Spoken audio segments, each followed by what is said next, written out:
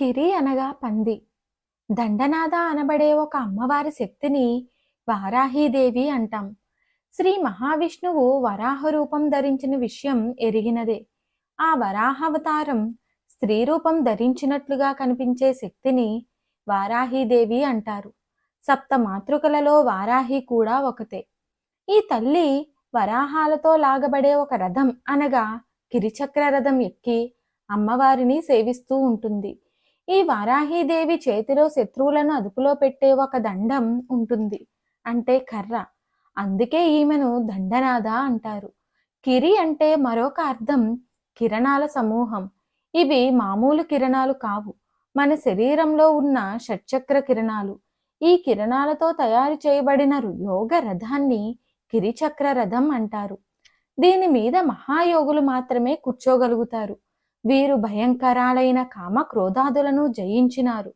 దండమనగా యోగశక్తి. యోగశక్తితో ఇంద్రియాలను జయించిన వారి చేత సేవింపబడేది శ్రీ లలితాంబిక అని ఈ మంత్రంలోని మూలార్థం. వామదేవుడనే ఋషి ఈ భూలోకంలోని సకల సుఖాలు అనుభవించాక ఈ సుఖాలన్నీ దుఃఖంతో కూడినవే అని, సంసారంలో తామరాకు మీద నీటి బొట్టులా ఉండాలని, ఇందులోని వస్తువుల వ్యామోహంలో చిక్కుకుంటే జ్ఞానం నశించి అనేక జన్మలను ఎత్తాలని గ్రహించి అగస్త్యుడిని శరణు వేడాడు. అప్పుడు అగస్త్యుడు ఈ మంత్రాన్ని జపిస్తే జనన మరణ చక్రంలో ఇరుక్కుని నశించక శాశ్వత బ్రహ్మానందం పొందవచ్చును అంటాడు. వామదేవుడి మంత్రాన్ని జపించి ముక్తి పొందాడు. ఈ మంత్రం ఎంతటి దుఃఖమైనా తొలగిస్తుంది, ఆనందం ప్రాప్తిస్తుంది. తట్టుకోలేని బాధ లేక దుఃఖం వచ్చినప్పుడు ఈ మంత్రాన్ని ఒక్కరోజు ఒకే ఆసనంపై కూర్చుని 1008 సార్లు జపిస్తే ఆ బాధ దుఃఖం క్షణాలలో మటుమాయమవుతాయి. తీరని కోరికలున్నవారు 41 రోజులు ఈ మంత్రాన్ని రోజు ఉదయం 108 సార్లు జపిస్తే కోరికలు తీరతాయి.